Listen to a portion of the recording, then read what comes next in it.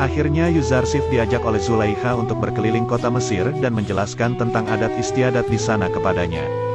Sebelum pergi, Yusuf sempat menolak untuk menaiki tandu seperti Zulaikha, karena menurutnya dia tidak suka berada di atas pundak orang lain.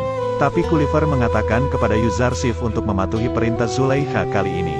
Pada akhirnya mereka pun pergi berkeliling kota, dan Zulaikha mulai menjelaskan beberapa tempat penting di kota Mesir. Pertama, Zulaikha menjelaskan tentang dunia orang mati yang ada di Mesir. Mereka menyertakan makanan, minuman, dan pakaian bersama jenazah, agar bisa hidup di kehidupan selanjutnya. Yuzarsif bertanya kepada Zulaikha, jika orang yang sudah mati dan membusuk, apakah masih bisa makan dan minum, bahkan berpakaian? Zulaikha pun mulai terpojok dengan pertanyaan itu, dan hanya mengatakan entahlah, mungkin saja bias.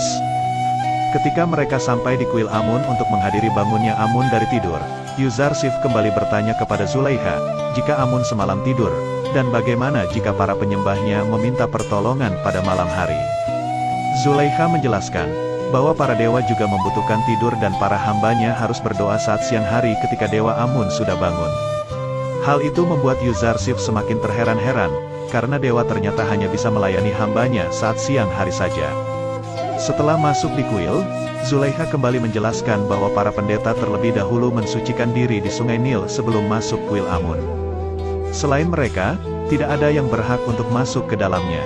Zulaikha juga menjelaskan bahwa para pendeta akan segera membangunkan Amun, memandikannya, serta memberi pakaian baru dan wewangian, agar dia siap menerima ibadah para hamba-hambanya. Yuzarsif kembali bertanya, apakah Amun tidak bisa disembah orang di tempat yang jauh atau dalam kesendirian? Karena menurut Yuzarsif, Tuhan itu ada di semua tempat.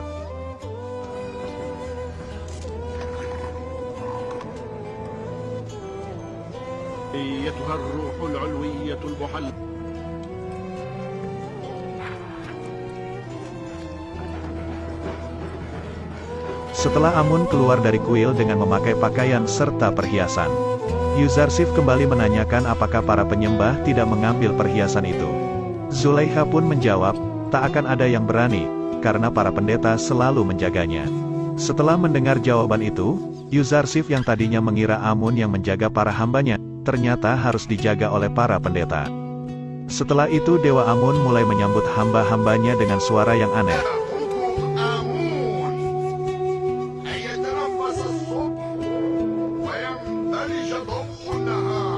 Hal itu membuat Yuzarsif heran. Apakah tadi yang berbicara itu adalah Amun? Karena menurutnya mana mungkin batu bisa berbicara. Zulaikha menjawab bahwa Amun bukanlah batu, melainkan roh yang menjelma dalam bentuk batu, dan dia adalah Dewa Maha Kaya dan Maha Kuasa. Tapi menurut Yuzarsif, Amun memiliki banyak kebutuhan, mulai dari istirahat, pakaian, perhiasan, dan bahkan sampai harus dimandikan. Untuk bergerak saja dia membutuhkan para pendeta yang harus menyeret keretanya. Ia juga tidak bisa menjaga dirinya sendiri dari para pencuri. Hal itu tidak mencerminkan sifat Amun yang katanya maha kuasa. Zulaikha semakin terpojok dengan semua ucapan Yuzarsif itu, dan mulai berpikir. Dia juga mengatakan semuanya kepada Putifar, bahwa dia terlihat lemah di hadapan Yuzarsif, karena semua jawabannya tidak membuatnya merasa puas. Hal itu juga yang membuat Zulaikha mulai meragukan Amun. Setelah itu Putifar mengajak Yuzarsifi untuk bertemu dengan Amunhotep, penguasa tertinggi Mesir. Di perjalanan Putifar menjelaskan kejelekan-kejelekan para prajurit kuil Amun, yang dikenal arogan dan haus akan kekuasaan. Dia juga menunjukkan beberapa tempat yang dimiliki oleh Dewa Amun, seperti gudang gandum dan taman wanita yang ada di pinggir sungai.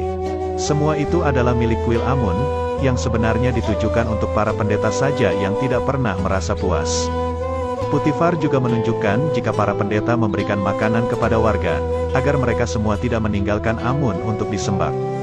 Setelah itu Yuzarsif mulai bertanya-tanya kepada Putifar, bukankah sebenarnya Putifar akan menjelaskan tentang kebesaran dan keyakinan Mesir kepadanya, tapi ternyata sebaliknya. Dia malah menunjukkan sisi negatif dari negeri Mesir, yang selalu dianggap biasa-biasa saja oleh warga Mesir. Setelah mereka sampai di istana Amunhotep, Putifar melihat ada seorang prajurit kuil Amun yang membuat keonaran di jalan. Hal itu membuatnya harus mengejarnya dan memperingatkan, agar dia tidak berbuat semena-mena kepada warga Mesir. Setelah mereka bertarung dan dimenangkan oleh Putifar, prajurit itu diancam jika sekali lagi dia ketahuan berbuat keonaran, maka nyawanya tidak akan diampuni lagi.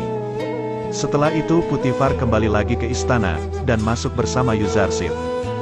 Di dalam, Yuzarsif kembali terpana melihat keindahan ruangan yang ada di dalam istana. Saat sudah bertemu Amunhotep, Putifar memperkenalkan Yuzarsif, bahwa dia adalah pengiring baru baginya. Namun Amunhotep pun menyindir Putifar, karena mengangkat seorang bocah sebagai pengiringan. Tapi Putifar menjelaskan bahwa Yuzarsif memang terlihat seperti bocah, tapi dia sudah dewasa, matang, dan berilmu.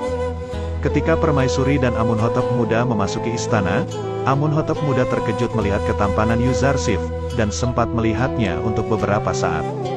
Kemudian untuk membuktikan perkataan Putifar, Amunhotep pun menanyakan pendapat Yuzarsif tentang keagungan Mesir.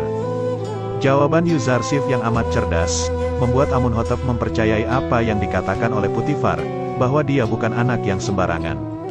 Lalu memberikan hadiah kepada Yuzarsif yang diserahkan melalui Amunhotep muda.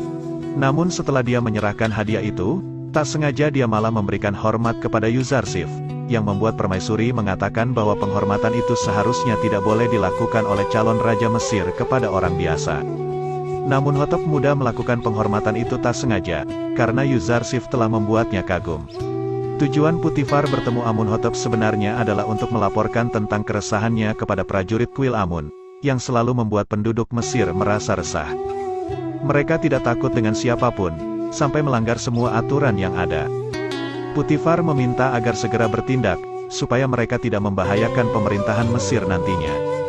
Amunhotep setuju dengan perkataan Putifar, bahwa pemerintah harus mulai tegas kepada pengacau dari kuil Amun. Tapi dia tidak ingin tergesa-gesa untuk bertindak, karena takut akan menjatuhkan korban. Amunhotep mempunyai rencana tersendiri untuk mereka. Sementara itu prajurit kuil Amun yang bernama Padiamun tadi melaporkan kejadian yang dialami saat di jalan kepada Anikmahu, pendeta tertinggi kuil Amun. Anikmahu langsung memarahi Padiamun karena jika dia menjadi Putifar, dia akan langsung membunuh Padiamun saat itu juga. Anikmahu menjelaskan bahwa Putifar dan Amunhotep adalah musuh besar bagi Amun. Tapi untuk menyingkirkan mereka, Anikmahu berpikir ada cara yang lebih efektif dan tidak membuat korban berjatuhan nantinya. Tapi Padiamun berpikir, jika dia mempunyai prajurit yang lebih banyak, dia akan langsung memerangi Amunhotep dan pemerintah Mesir. Anikmahu kembali menyindir Padiamun, jika dia memang kuat seharusnya tadi dia bisa mengalahkan Putifar dengan mudah. Tapi kenyataannya dia malah dipermalukan oleh Putifar di jalanan. Anikmahu mengatakan bahwa mereka harus bersabar, karena saat ini Amunhotep dan Putih dalam puncak kekuasaan. Sampai saatnya tiba nanti, mereka harus mempersiapkan semuanya agar bisa menggulingkan Amunhotep dengan mudah. Setelah kejadian yang menimpa Putifar tadi, Yuzarsif meminta agar dia bisa diajarkan ilmu bela diri, agar kelak jika dia sudah dewasa dia bisa menjadi pemberani seperti Putifar. Sesampainya di istana, Putifar meminta Arudamun untuk mengajari Yuzarsif memainkan pedang, memanah, menembak, serta berkuda. Putifar lalu menceritakan kejadian yang terjadi di istana tadi kepada Zulaiha, yang membuatnya berpikir bahwa semua itu mustahil terjadi. Yuzarsif telah membuat Putifar merasa bangga di hadapan Amunhotep dan berpikir nantinya dia akan menjadi pemimpin yang sangat bijaksana.